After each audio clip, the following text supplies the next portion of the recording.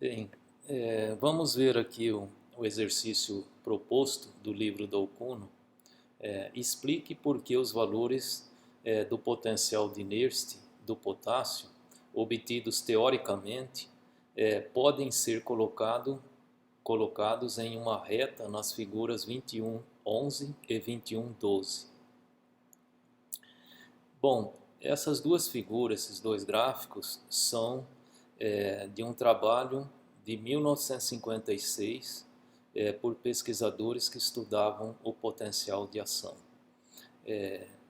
Neste gráfico, ele trata da variação de Vm, o potencial de membrana, em função da concentração externa do potássio. E aí ele apresenta aqui a curva teórica do potencial de Nernst do potássio. Isso indica que conforme eu abaixo a concentração de potássio, vindo para cá, a concentração externa de potássio, o potencial de Nernst do potássio diminui linearmente. Isso porque o potencial diminui pelo seguinte: se eu estou abaixando a concentração externa de potássio, eu estou diminuindo este valor.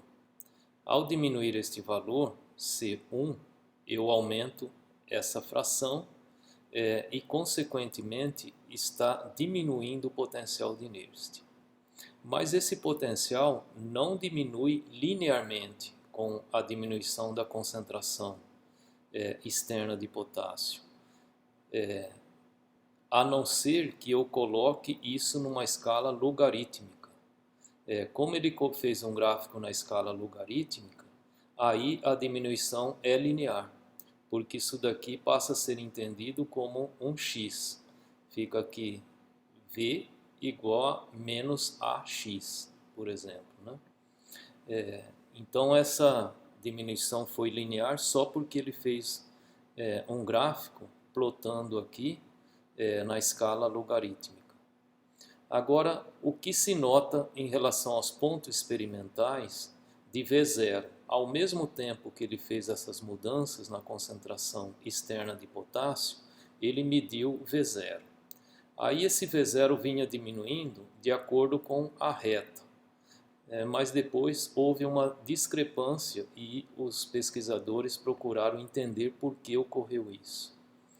Bom, o potencial também V0 diminui junto com o potencial de Nernst pelo seguinte fato: quando você tira o potássio do lado externo da célula, o potássio que está no lado interno sai para fora, porque ele vai para o local de menor concentração, que fica para fora. O potássio saindo diminui o potencial de repouso, porque você está tirando cargas positivas de dentro da célula. Então V0 deve diminuir junto, linearmente inclusive. Mas não ocorreu essa diminuição porque ocorreu a entrada de sódio. Porque conforme eu diminuo o V0, o sódio vê um potencial cada vez mais negativo lá dentro, e aí o que ele faz? Segundo a lei de Ohm, com uma diferença de potencial maior, ele aumenta a sua densidade de corrente para dentro, ou seja, o sódio entra. Para comprovar, verificar se era isso mesmo, que o sódio entrava e por isso ocorreu essa discrepância, os autores fizeram o seguinte experimento. Eles vieram nesse outro gráfico, o que eles fizeram? Variação do potencial de repouso com a densidade extracelular do potássio, quando os íons de sódio foram substituídos no meio externo por outros cátions, eles usaram a colina.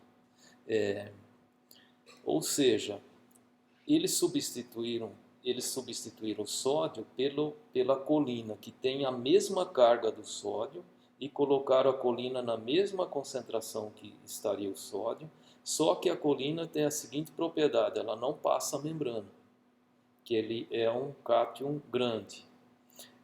E aí, como ele não passa a membrana, as cargas positivas aí que corresponderiam ao sódio ficam só do lado externo.